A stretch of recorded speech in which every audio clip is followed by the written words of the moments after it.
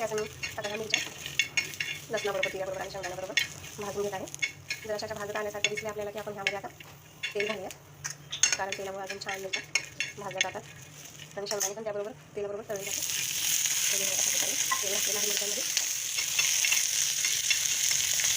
मिरची भाजून सांगावर उडल्याची पण शक्यता असते, म्हणून मी त्या मिरचीचे 2 तुकडे केलेले आहेत. बघू शकता.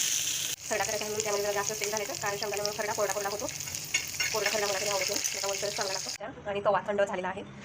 कधीही गरम तवा असताना भाजल्या लगेच खरडा किंवा ठेचा बनवायला घ्यायचा नाही, कारण खूप ठसका होतो घरामध्ये आणि लहान मुलांना आपल्याला सुद्धा त्याचा त्रास होतो. तर बघा मी आता थंड करून घेतलेला आहे. मी थोडीशी कोथिंबीर आणि मीठ घालून आता मी वाटणार आहे. तर मी आता कधी मी तांब्याने पण वाटू शकते, वाटा येतो, किंवा माझ्याकडे दगडी खलबत्ता नाही आहे, लोखंडाचा आहे. तर ह्या लोखंडाच्या बत्त्याने मी आता हा खरडा बारीक करून घेणार आहे. बघू शकता या ठिकाणी खरडा चेचून झालेला आहे. मिरच्यामध्ये तेल जास्त घातलेलं दिसत होतं, पण बघा आता किती हा खरडा कोरडा दिसत आहे. हा खरडा चपाती भाकरी बरोबर खायला पण खूप छान लागतो, त्याबरोबर दही किंवा ताक असावं. तर मी आता हा खरडा एका वाटीमध्ये काढून